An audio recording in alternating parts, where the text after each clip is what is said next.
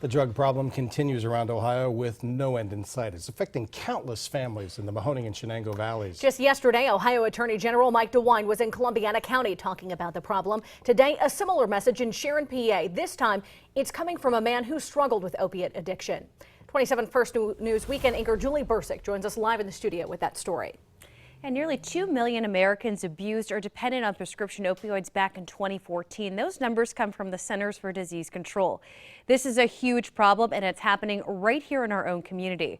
But there's also another factor when it comes to substance abuse. It's the stigma that goes along with it. And stopping that stigma is personal for a Mercer County man. Jack Lucetti is a proud Penn State Shenango alum. I was born and raised in this community, and this is my way of giving back.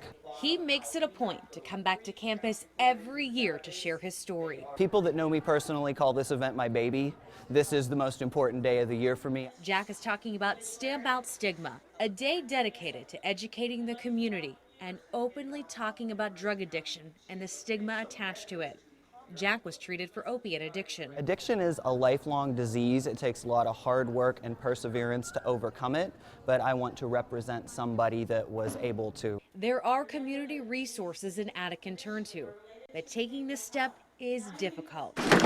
It's not just about using. 75% of our people, our addicts, will not come forward and get the help that they need because of the stigma. They're ashamed of themselves. Families are ashamed of them. That's one part of the stigma. So is understanding that addiction is a disease.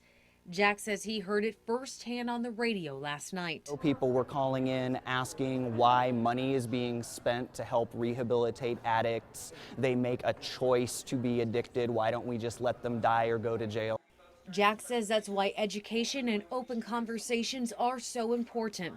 And sharing his story is one way to let others know there is hope. Jack tells me this is his third year doing Stamp Out Stigma, and he started working on this back in May. So obviously it's really important to him. And his message to anyone struggling with addiction is simple. It's okay to admit you have a problem and go ahead and get that help. Live tonight in the studio, Julie Bursick, WKBN 27 First News.